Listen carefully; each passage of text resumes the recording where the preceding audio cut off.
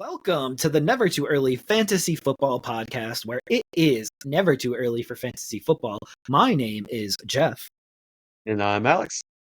As always, thank you for downloading, listening, liking, and commenting on our podcast videos. Please join our community by subscribing to us on the socials. Our handle on all platforms is at N2EFantasy. We are also available on all major podcasting apps by searching N2EFantasy. Alex, what do we have on today's show? On this episode of the Never Too Early Fantasy Football Podcast, we are covering news from the Week 15 games, including injuries, recapping the matchups, and providing insights for fantasy players. Jeff, Week 15 was the first week for most teams' fantasy football playoffs, and we have several important games for both fantasy and for the real NFL, and we can get kickstarted with the Thursday night matchup, Chargers at Raiders. The Raiders won 63-21 in a game that everyone predicted was going to go down exactly like this. I know that you did predict the Chargers to win. I predicted the Raiders to win. I thought it'd be a much closer game, and I think you probably did too. Jeff, what happened? So the Raiders came out playing on fire. This was the second highest scoring team of the year for 1 week. So it was interesting to see that. Brandon Staley finally got fired. We've been talking about this a little bit throughout the weeks, that we believe Justin Herbert needs something different, probably needs a offensive-minded coach at this point in his career, someone that's going to be innovative and use his strengths to win games versus what they're doing right now. Right now, they are trying to run the ball on 4th and short, and they're just doing plays that don't work. Brandon Staley's made a few boneheaded calls this year. One that sticks out to me is they ran Josh Kelly on 4th and 1 in their own end zone, and they should have lost that game, and I believe they won it earlier in the season. This is termination with cause, in my opinion. I was sick of listening to the Brandon Staley press conferences and just ready for them to move on from him. Also, really interesting tidbits in this game, and this is more 2024 pieces of information. Zamir White kind of had a 2024 tryout, and he did pretty well in that game. So it'll be interesting to see if the Raiders move in a different direction than Josh Jacobs in 2024. But Zamir White's a name to be on the lookout for in 2024. Aiden O'Connell goes 20 for 34 with 4 touchdowns. So he had one of his best days as a pro, and maybe his best day, maybe a career day. When we look at the end of his career, this might be the best that he ever does, with 4 touchdowns in a game. Will Levis had one earlier in the year on his debut. And now here we are with Aiden O'Connell hitting a 4-touchdown game. Adams eats, as does Josh Palmer, but Josh Palmer's was mostly on a blown coverage play. And Spiller appears to be taking over the backfield for the Chargers, and that might be the direction that they move in 2024, maybe a combination of Spiller and Elijah Dotson. But Eckler might be done for 2023. I don't know how you can throw him in starting lineups. Am I incorrect on that, Alex, or what are your thoughts? I think Eckler's days with the Chargers are done, and I think you might be able to say the same thing about Josh Jacobs for the Raiders. I think this game for both of these teams has kind of shown that the days of the expensive running back are basically done. They did it with Zamir White. They kind of did it with Isaiah Spiller. So, and Eckler just hasn't been efficient, as well as Josh Jacobs hasn't been efficient either. So I think both these teams are looking to move off from those expensive backs and save their money and use it other ways. Yeah, absolutely. Josh Jacobs is still young, though, so that's just something to be on the lookout for if a team does sign Josh Jacobs. He is currently 25 years old, so he'll be 26 by the time that next year starts. So he should have 2 to 3 good years left in him if a team wants to take a chance on him. Okay, so he'll just be raising his boombox playing ABBA next year, and we'll see who takes a chance on him. Okay, we can. You got one up on me here, though, because you picked the Raiders and I picked the Chargers, and that game was over before halftime. That's the last thing to say about this game. I don't know what it is about Thursday matchups that I have the edge on over you, but it just seems I'm it just works out that following way. your lead from now on. All right, well, in happier news, Jeff, we can move on to the next matchup that we both got correctly. So, Vikings at Bengals, the first of the Saturday matchups. Bengals ended up winning that one at the end, 27-24. Jeff, why don't you break this down for us? Yeah, absolutely. Minnesota blew a 14-point lead late. Addison scores twice on 6 targets, while Jefferson gets 84 yards on 10 targets. It did turn out that Addison was the more valuable fantasy option this week, but got roughly half the targets of Justin Jefferson. So that is a receiving core that I would like to stick together for the next few years. But we'll see what happens with Justin Jefferson's contract and a few other items that come out of that. Higgins scores twice, and Chase also did not get into the end zone. So Higgins and Addison took away the touchdowns from Jefferson and Chase, who were supposed to be the fantasy scoring monsters this year. They were both first-round picks in every fantasy draft. Chase also gets injured in this game, and it does look like he'll at least miss 1 week of games. And we'll see from there, because it could be a little bit longer than that. It's not ideal right now going into the semifinals and the finals of fantasy playoffs. And Mullins is going to get 1 more week to start. So, and I don't know what other direction that the Vikings can go in this point. They've already benched Dobbs. Hall wasn't that good in the 2 snaps that he played before Dobbs came in that first week. So Minnesota is kind of reeling right now. And this kind of leads me to my thought that Kirk Cousins comes back to the Vikings next year, because now they're realizing what they are missing now that he's gone. So they actually get a preview of what they're missing and what their team could look like with him gone. So this actually might benefit Kirk Cousins in the long run. Sometimes you just gotta let someone miss you, and Kirk Cousins is definitely going to benefit from that. It just makes me think both these teams. So the Vikings and Bengals, if Kirk Cousins and Joe Burrow, if you could wave a magic wand and make them perfectly healthy for the whole year this year, where would they be at this point? Like, what do you think their records would be? Do you think they'd both be significantly higher than 7-7 and 8-6? Yes, they would be. The Bengals were on the trajectory that they had been every year, where they got out slow out of the gate, and then they would have picked it up late. Browning's doing okay, but you can still see where there are inefficiencies with that offense now. But if Joe Burrow was 100% healthy, he wouldn't have had the calf injury. So I think he would have played better at the beginning of the year, too. But whatever it is, They've never come he out always. of the gates, though. Yeah, but the previous year he had appendicitis. And then the year before that, I think he got injured or something like that. Also, Are you so saying he's injury prone? something certainly happens every year for him, but it's all different things. The Bengals are 3-1 without Burrow, though, so it may not have made too big of a difference. Are you saying Burrow's not a franchise quarterback? I'm not saying that right now, but like Browning can beat teams that like the Jaguars, the Colts. So like these aren't like bottom feeder teams that he's beating. He's beating like the middle of the pack teams, which is pretty impressive for 3 weeks in a row. So we'll see if he can keep it up this week against the Steelers, who actually was their only loss. Well, we can move on to the next matchup then, and that would be the Steelers at the Colts. Also Saturday. Jeff, we both picked the Colts in this one, and the Colts, in fact, did win 30-13. Are the Steelers in full free fall? Is this going to be the first year the Steelers don't finish over 500? Is Mike Tomlin going to keep his job? Jeff, what do you think's going on with the Steelers? So I think we've been clear before that we believe that it's time to move off of Tomlin. He floats in mediocrity, and his claim to fame is he's never had a below 500 season, and he's only got 1 Super Bowl title with a Hall of Fame quarterback to show for it. So it is something to keep on the radar. I don't know if the Steelers move on from Tomlin, but I imagine that it's at least in their mind. And I would recommend that they do move off of him. I would recommend they move off Kenny Pickett as well, but I don't see that happening either. I just think that it's time to cycle that through. Like, I'm not saying that Kenny Pickett can't be a below average starter in this league, but like, it's just, we know what he is at this point, and it's just time to cycle through him, in my opinion. Minshew was out there throwing 3 touchdowns against the Steelers defense.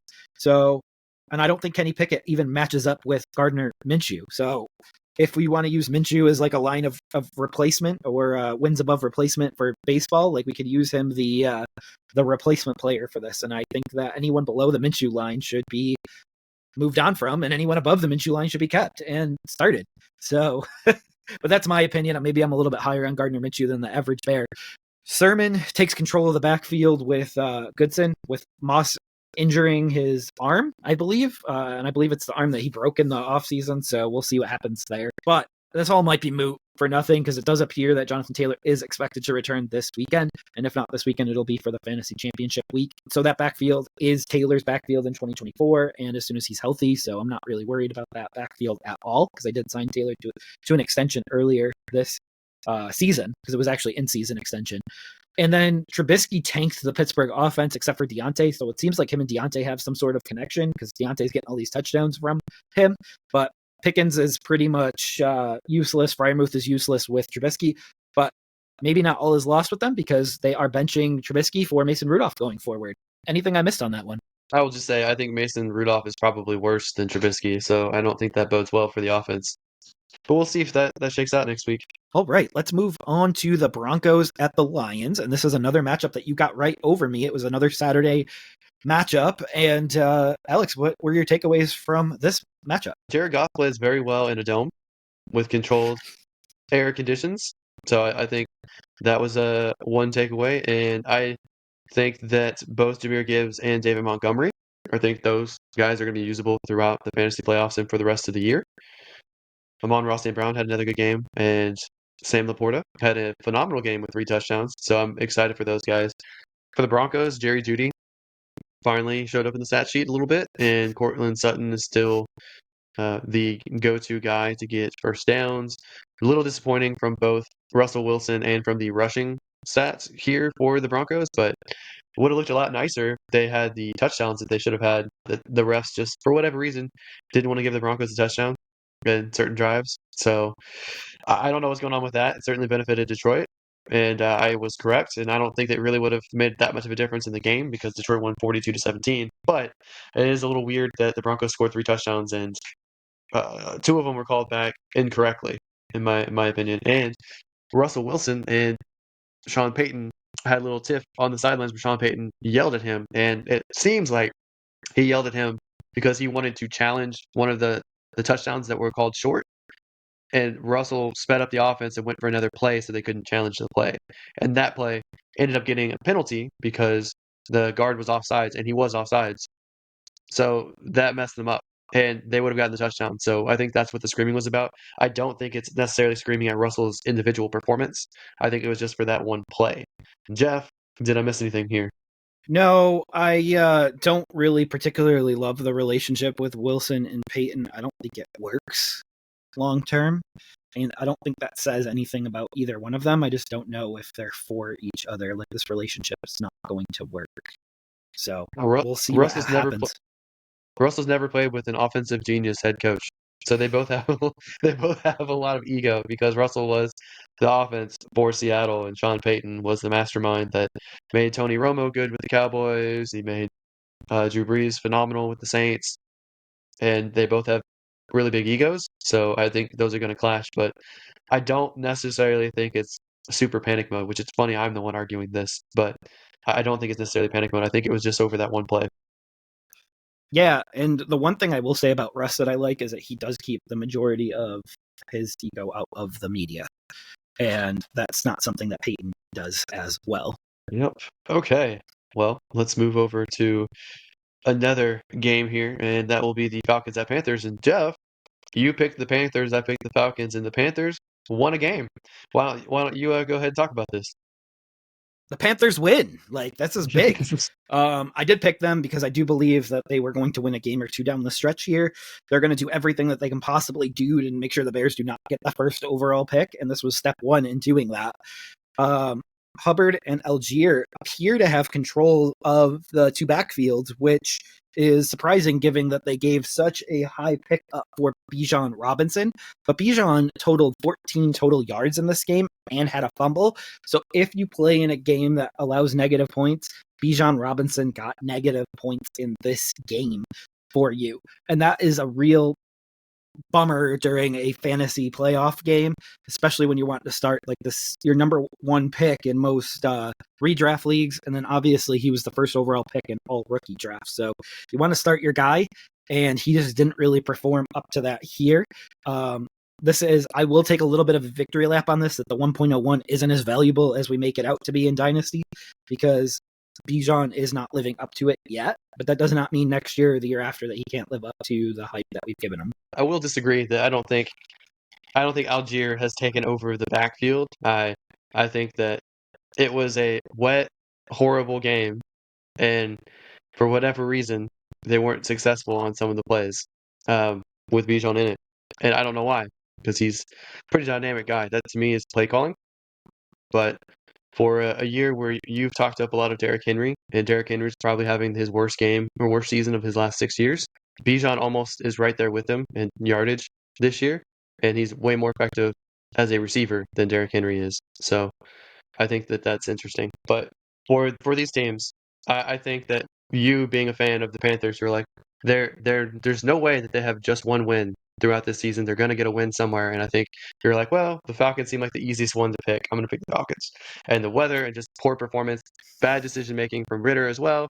That definitely helped make it happen because it was a 9-7 victory. My gosh, the game of the week here. But you got your win. Atlanta, I feel like, has to fire their head coach at some point.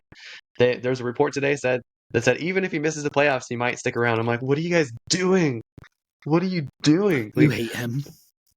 of course I do.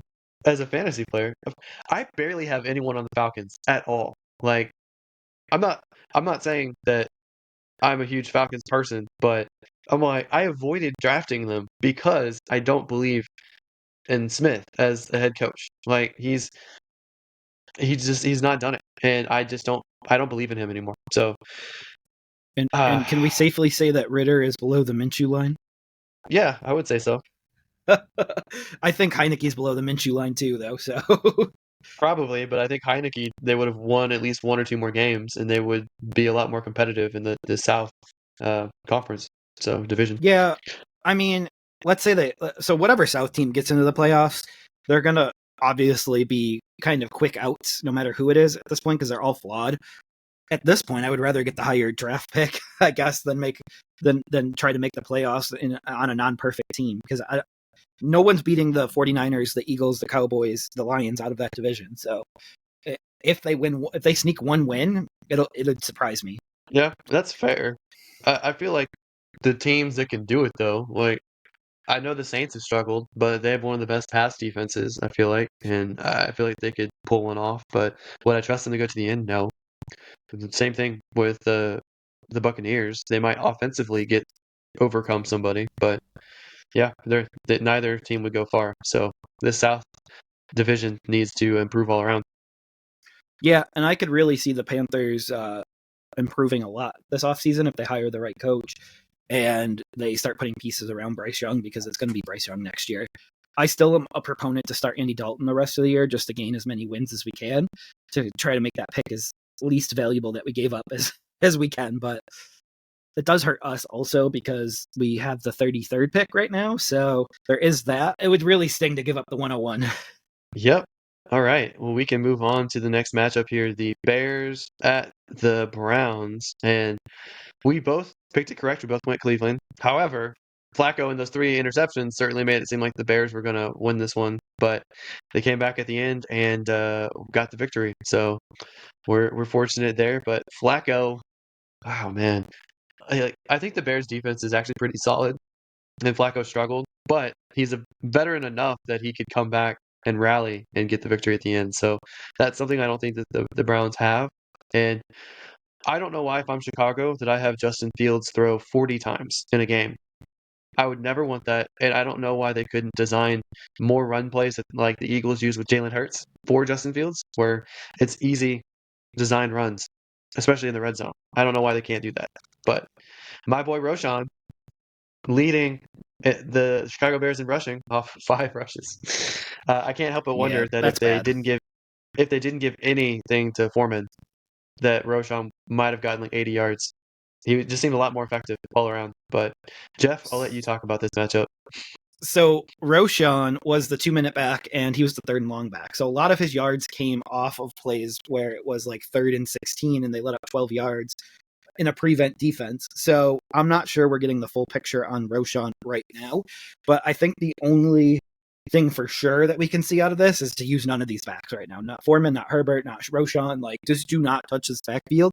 And if this backfield looks like this next year, still do not touch it, because I wouldn't know what to do. But I do expect a new coaching staff and potentially, and if it were up to me, a new quarterback in this spot here, I don't want to pay Fields at this point. Like, I don't think he's done enough to be paid. So I would definitely start over with a rookie quarterback on a rookie contract right now and just get Fields off to a new location, probably in the AFC, because you know how I feel about quarterbacks. You don't want to trade them in conference to potentially face them for years down the road. Cleveland's rushing game doesn't seem any better, and they seem like they completely abandoned it altogether. Oh, yeah. But Amari Cooper had a good game, and David Njoku seems like every week he's going to have a good game now. Outside of that, it's really difficult to tell. It seems like Tillman's starting to get a tick up, which is nice to see. I just don't trust him to put in my starting lineup yet, but bad week for DJ Moore, and not really much else to say about this matchup. What about the other Moore, Elijah Moore? Are you still in on Elijah Moore? I asked you this yesterday, didn't get an answer, but I want to put you on the spot now with Elijah Moore.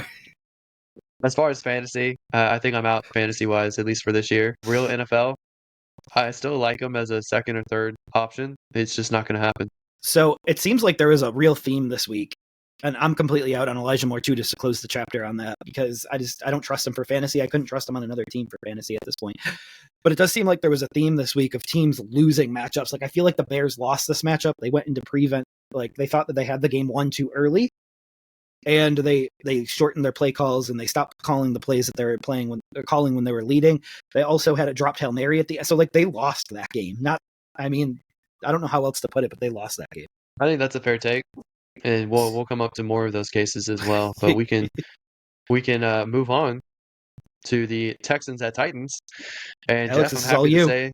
I'm happy to say that we were both wrong in picking the Titans.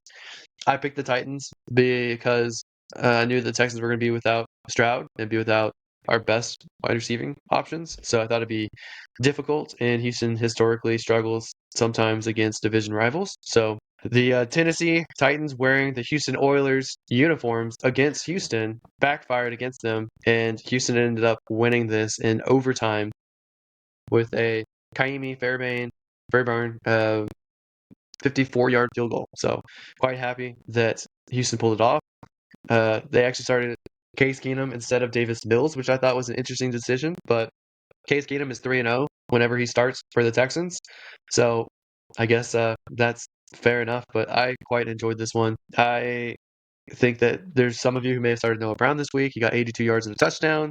Dalton Schultz had 58 yards off of 4 receptions, but the lead dog for the Texans was Devin Singletary with 121 rushing yards, and he also had 49 receiving yards off of 4 receptions, which is interesting usage. So I thought that was intriguing. And on the other hand, for the Titans, I didn't think that Will Levis looked very good, and Traylon Burks led in receiving for them, as well as Tyjae Spears led in rushing with 30 rushing yards. Derrick Henry completely disappeared. I think it's interesting. With 14 games played this year, he has lower rushing yards than the 2021 season where he only played 8 games. So he's played 6 games more and has like 53 less rushing yards compared to the season where he only played 8 games. So I think Derrick Henry is slowing down. I think Father Time has reached him, and I'm not sure how effective he's going to be going forward. Jeff, take your victory lap on Devin Singletary, and then tell me what you think about this matchup. Yeah, Singletary might be a potential league-winning running back. Like, there's a lot of running backs that are out right now, and Singletary's really taken control of this backfield. And I know we discussed this as a potential scenario in the offseason, but I didn't know if I actually fully believed it. But Singletary was not like a no-name back coming to Houston, and he's kind of proving like exactly what I thought, is that he could be the guy in stretches. Like, and he is the guy, and he's the reason why they are winning right now, in my opinion, is because his ground game work is allowing them to be able to pass the ball a lot easier than they were in the early part of the season. But hopefully next week, Nico Collins is back. Obviously, we know Tank Dell is out for the season. But this is the first week where the Texans and the Panthers both won in the same week. Yeah, that's actually pretty interesting. Okay, well, do you think that the Titans regret not trading Derrick Henry now? No, because I still think they need to figure out what they have in Will Levis. And I think Henry moves on to another team in the offseason, and I think they go with Spears. maybe Levis. I don't know if I would trust just Levis next year, but that kind of opens up Tannehill to Atlanta potentially. But I don't know how much Tannehill has left in the tank, and he might be below the Minshew line at this point in his career. Also, all right. So let's hop over to the Chiefs at the Patriots. This is another game where we both got correct. And the Patriots made it a game early, but eventually the Chiefs won by double digits. I will take a victory lap on Rashee Rice. The guy looks like a legit wide receiver one with Patrick Mahomes. I don't have much else. Kelsey is clearly not 100%. And it shows. He did get interfered with in the end zone and it didn't get called on one play. They cut to Taylor Swift either swearing or saying something towards the camera at that point. But here is something that Alex can finally take a victory lap on years down the road. But CEH does well through the air and ends up with 101 total yards. Take your victory lap, Alex. I don't know about taking a victory lap for that, but I think that for Rashee Rice, I think he's only potentially a wide receiver one for just this team. I don't know that he would be a wide receiver one basically anywhere else. And that's only because of Patrick Mahomes. But he's one of the few young receivers they've drafted that actually seems like he's panning out, especially on his first year with the team. Whereas Justin Watson and Richie James and Sky Moore, they're just not working out. And I don't think Kadarius Toney is going to work out. Bonehead. I know. But for New England, Hunter Henry has another good week, and I think he's going to be basically the best receiving option for them going forward. So I think to me, he's a tight end one. And some people might have some hard decisions, but I think he's worthy of starting the rest of the year. New England, they had a chance to win this one, but ultimately they're just not going to compete with Patrick Mahomes, even if his wide receivers drop half the passes that are thrown to them. But Travis Kelce's looking old, and they're going to face more problems going into next year if he ends up retiring or just completely drops off performance-wise. So they need to address their offense, and especially their running game, because if they don't have Pacheco, they don't have a running game at all. So Jerick McKinnon, Clyde Edwards-Helaire, they really only have receiving value. They don't really have rushing value. So they need to do something about that. Maybe they should go after Derrick Henry. I don't know. McKinnon though has some passing value too after this game. Yeah, McKinnon and Edwards-Helaire both have passing value. They don't have any rushing value. No, I'm talking about actually throwing the football because McKinnon threw a touchdown in this matchup. Oh, shut up, man. To Rashee Rice, I believe. But I do believe that the Kelsey injury before the season is still affecting him right now because how could you get 100% when you're practicing and playing and not resting? So I think next year there could be a lot of people fading Kelsey, and Kelsey could have a resurgent year if he comes into the year 100%. So just something to look out for and just keep in the back of your mind if he slips to like third and fourth rounds of drafts next year, take a flyer. Okay, I think that's fair. But we can move on to the Giants at the Saints.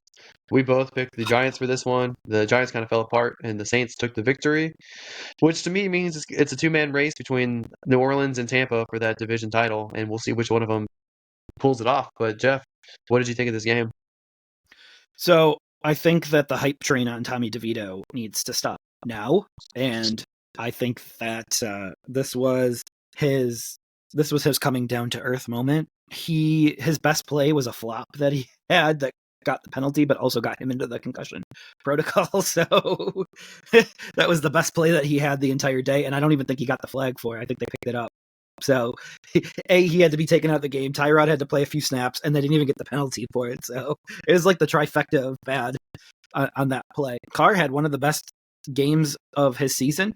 So I don't know if he's getting healthier. I don't know if he's getting more comfortable. I don't really know what is happening here, but it kind of lends towards the Saints and the Buccaneers, as you alluded to, battling for the division down the stretch here. And we'll see if Baker Moneymaker can lead the Buccaneers to a division title over Derek Carr and the Saints, which I do believe will happen. Is Barkley someone you'd want to start next week and going forward in the fantasy playoffs if you have him and you survive this week?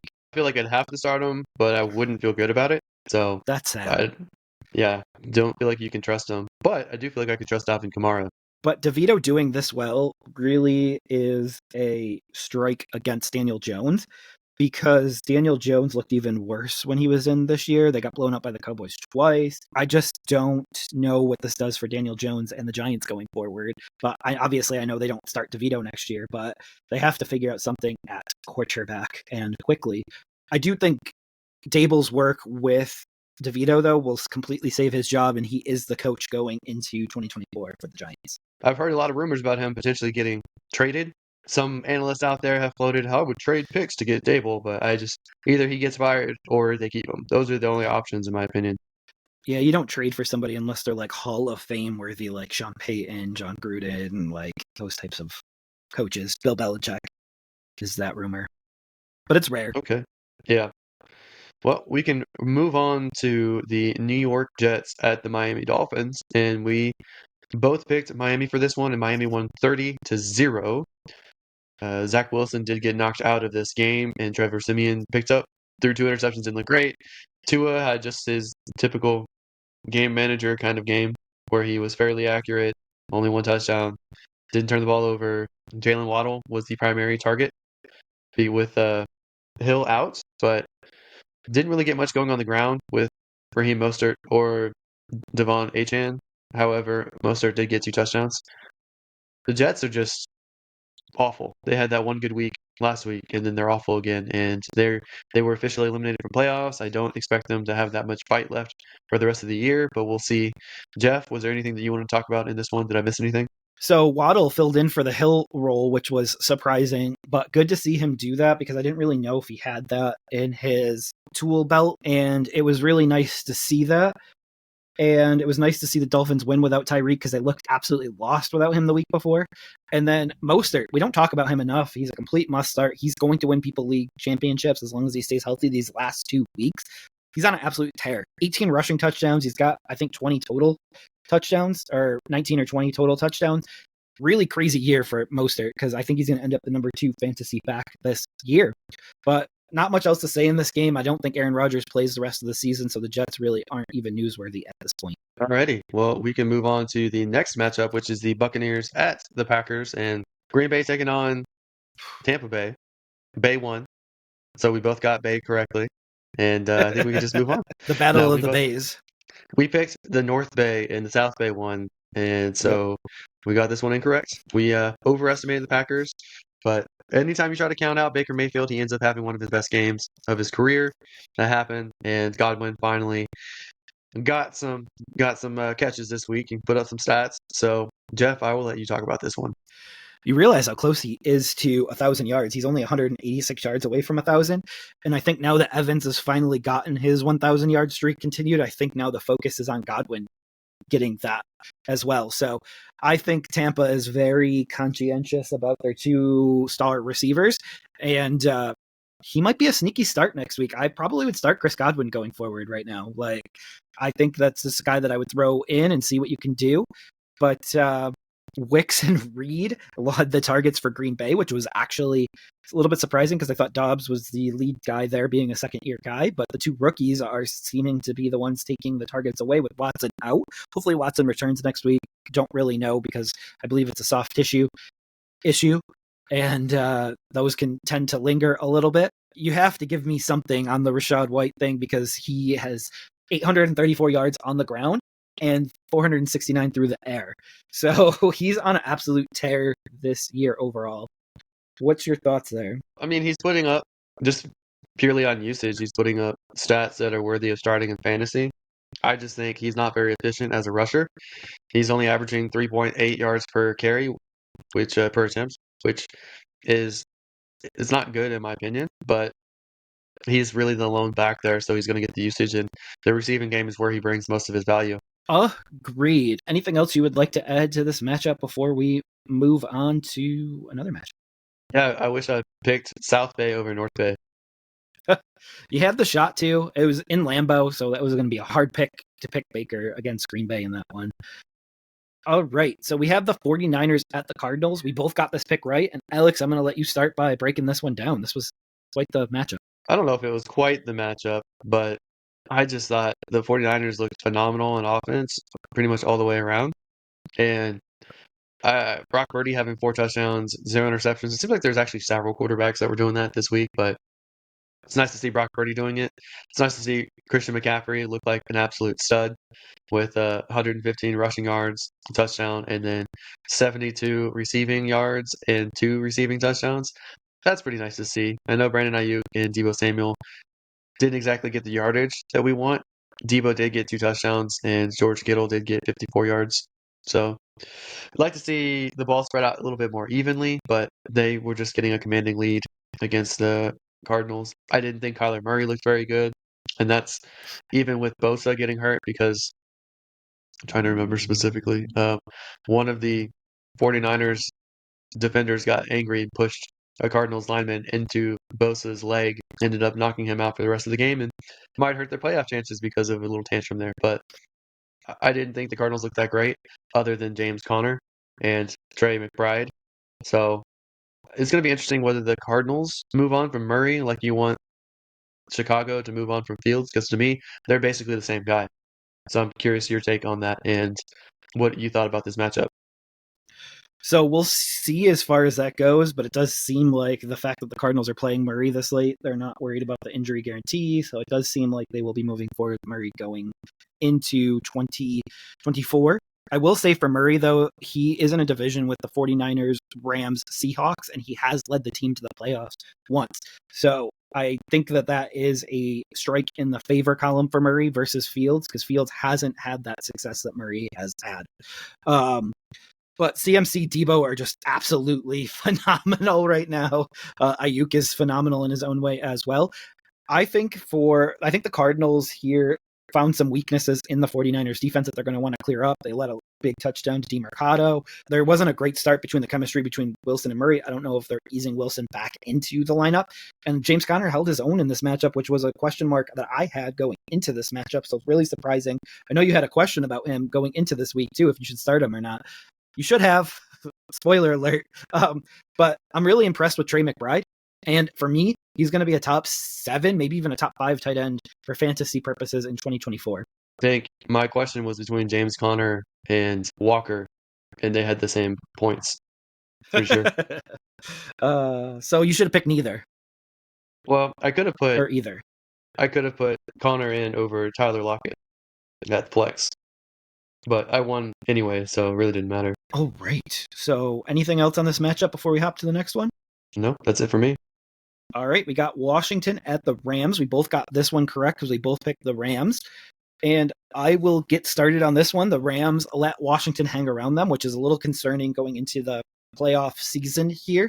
Kyron Williams had a turnover or two, but also he had 32 touches for 155 yards. So he is a bell cow in this offense, which does tell me that Sean McVay wants to have a bell cow in this offense. So just something to pay attention going forward. If it's Kyron Williams or someone else next year, he does prefer someone to be like the lead back. And then McLaurin thrives late with Brissett, who could start next week. Howell got benched, because this is basically what that was.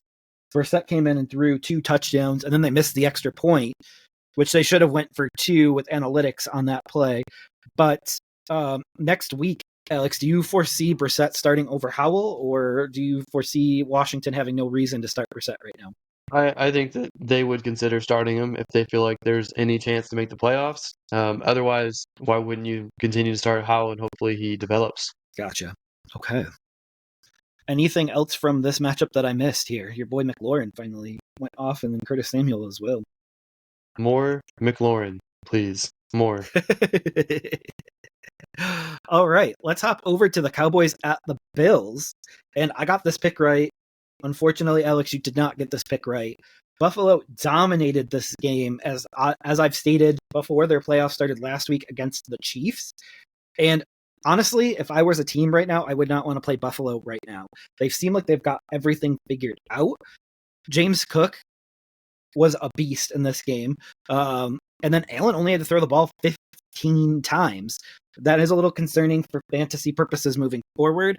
But this team is ridiculous right now, because if they can actually control the ball with the run game, and then Allen doesn't have to put the whole team on his back and only has to do it 1 or 2 drives out of the game, like, this is a game changer for Buffalo, in my opinion. And I think it all flipped when they fired Ken Dorsey. And what do you think this means for Buffalo going forward? And also, is this a mulligan for Dallas, or is this a concern for Dallas? I think this is a concern for Dallas. I think losing to a potential playoff team on the road and losing several times on the road this year is concerning. So if they end up not winning their division, it's going to be pretty tough week 1. And I think it would be tougher if they face the Saints than Tampa. So I think in New Orleans they would have a tougher chance. So any other team that they face, so maybe they get one victory in the playoffs, but any other team they face, they're probably going to lose to. So all the people who got their hopes up about Dallas, everyone who's talking about Dak Prescott as MVP, this game is kind of a big damper on that.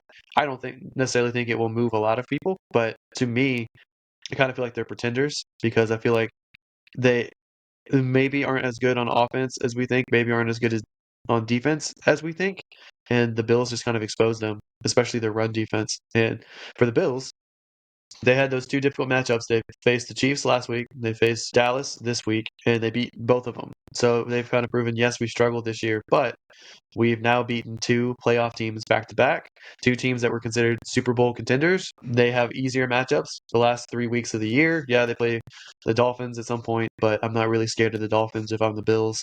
So they look like they might end up actually winning their division now. So going from like, what, 5-6 to potentially winning your division is pretty impressive. And if I'm playing this, I'm doing everything I can to shut down James Cook because I think he's the cheat code in this offense. Yeah, absolutely. And I love how you had said it with the Bills here, and that James Cook is the offense needs to go through him right now. And Diggs is kind of missing right now, but that's okay. Just get wins. But there's a little bit of a trap game this week against the Chargers that we'll go over in our next episode because they're going against the Chargers who just fired their coach, so they're going to get a boost in that column. And the Bills are coming off of two high-profile wins, and they might be letting their guard down against the lowly Chargers this week. So it's a potential trap game. So we'll see if they have the same attention to detail and concentration in that matchup. Right. Let's move on to the Ravens at the Jaguars. So, Alex, we got the Ravens at the Jaguars. I will let you go ahead and break it down.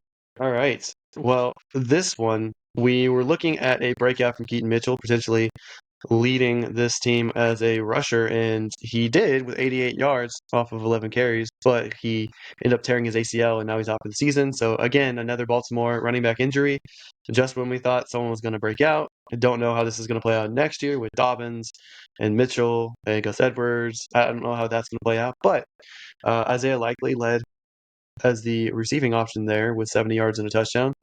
Kind of a disappearance from Zay Flowers and Odell Beckham.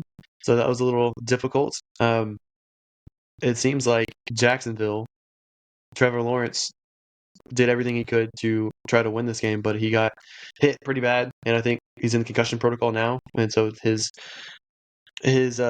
availability for next week may not be very good. But Travis Etienne was pretty much shut down in this matchup, which is one of the concerns I had for Etienne and his usage. I think he's kind of slowed down as the year's gone on, and he hasn't had anyone really spell him.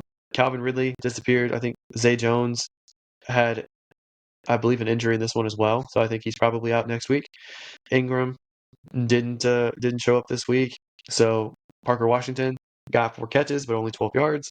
I think I'd be concerned if I was a Jaguar fan, and I think that if I'm a Ravens fan, feel pretty confident knowing we're probably going to secure the number 1 seed in the AFC and probably the likely Super Bowl favorite. But despite all that, Trevor Lawrence looked a tad bit better than Lamar Jackson, at least throwing the ball, but Lamar Jackson 97 rushing yards.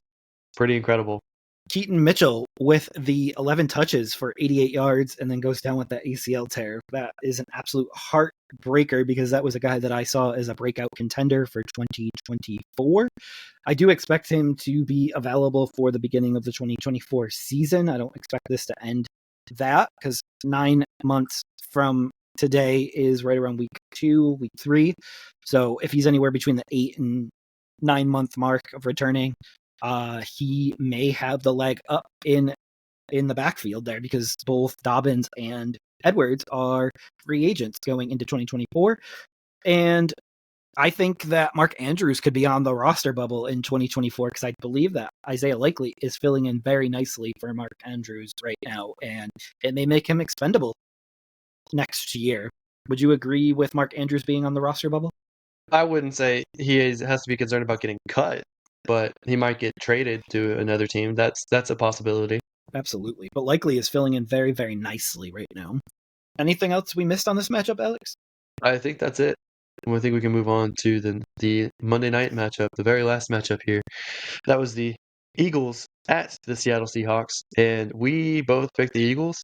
I think it was fair to pick the Eagles, but Seattle getting the upset off a last-minute touchdown from Drew Lock. I know that you are Drew Lock's biggest fanboy, so I will let you lead this one off. I thought Drew Lock had a really good game, completed at roughly 66-67% of his balls last night, which is great accuracy. Only 200 yards, but they got the W. There's something going on with the Eagles. The Eagles lost this matchup, as we talked about earlier.